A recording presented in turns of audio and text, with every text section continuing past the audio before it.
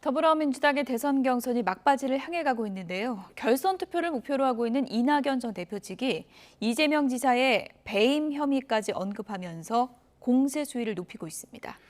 이재명 캠프는 국민의힘을 대변하는 주장이라고 유감을 표시했고 이 지사는 토건 부패 세력의 기득권을 뿌리 뽑는 기회로 삼겠다고 약속했습니다. 취재기자 연결합니다. 김주영 기자. 네, 국회입니다. 네, 먼저 대장동 개발 의혹과 관련해서 민주당 내부 공방이 치열해 보이네요. 네, 민주당 대선 경선은 이번 주말을 마지막으로 순회 경선을 마칩니다. 현재 2위를 달리고 있는 이낙연 전 대표는 막판 대역전극을 노리고 있는데 이에 따라 대장동 의혹을 중심으로 1위 이재명 지사 공격에 힘을 쏟고 있습니다. 이낙연 캠프의 설훈 의원은 오늘 아침 라디오 방송에 나와 이재명 지사의 배임 혐의가 있는 것은 눈에 보이는 사실 아니냐고 지적했습니다. 이어 주민에게 돌아가야 할 수천억이 못 돌아간 것이라며 설계를 했다는 이재명 지사가 책임을 져야 하지 않느냐고 강도 높게 비판했습니다.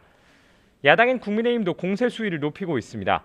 국민의힘 이준석 대표는 오늘 아침 당회의에서 이재명 지사와 화천대유의 연관성 문제가 해소되지 않고 있다며 특검을 해야 한다고 거듭 강조했습니다. 또 민주당 대선 주자인 이낙연 전 대표도에 대해 특검에 대한 입장을 내라고 촉구했습니다. 김기현 원내대표 등 지도부 역시 오늘 대장동 의혹 수사를 신속하고 철저히 진행해야 한다며 국가수사본부와 대검을 항의 방문할 예정입니다. 이에 대해 이재명 캠프는 대장동 사업 구조가 불가피한 것이었고 당시 시장이었던 이 지사가 최대한 많은 돈을 환수한 것이라는 부분을 강조하는 데 주력했습니다. 내부 공세를 펼치는 이낙연 전 대표 측에 대해서는 국민의힘을 대변하는 주장을 하고 있다며 유감을 표시했습니다. 논란의 핵심인 이재명 지사는 직접 해명에 나서기보다는 이번 기회를 토건 부패 세력의 기득권을 뿌리 뽑는 기회로 삼겠다고 강조하고 나섰습니다. 네, 윤석열 검찰의 고발 사주 의혹과 관련해서도 논란이 다시 커지고 있는 것 같죠? 네, 어제 국민의힘 김웅 의원과 조성은 씨 사이의 통화 내용이 언론 보도에 등장하면서 논란이 다시 커진 겁니다.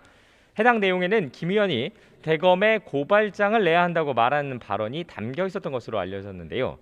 이에 따라 실제 고발 사주가 있었을 가능성에 무게가 실리고 있습니다. 윤 전 총장과 국민의힘 개입 의혹이 역시 다시 제기되고 있는데요. 민주당 법사위 의원들은 긴급 기자회견을 열고 이번 건이 검찰의 정치 개입, 선거 개입 사건이라고 규정했습니다. 윤석열 전 총장, 손준성, 김웅으로 이어지는 검찰과 야당의 유착이 드러난 사건이라며 구속 수사가 불가피하다고 지적하고 끝까지 명확하게 진상을 밝히겠다고 강조했습니다. 이에 대해 국민의힘 대선 주자인 윤석열 전 총장 측은 고발 사주가 아니라 제보 사주 사건에 가까운 것 아니겠느냐고 선을 그었습니다. 윤석열 캠프의 윤희석 대변인은 오늘 아침 라디오 방송에서 윤 전 총장이 지시를 했다는 증거가 없을 뿐만 아니라 앞서 윤 후보가 총장 재직 시설 검사가 관련됐다면 유감을 표시할 수 있다고 밝혔다고 전했습니다. 오늘도 국회에서는 국정감사가 진행되는데요. 어떤 쟁점들이 있습니까?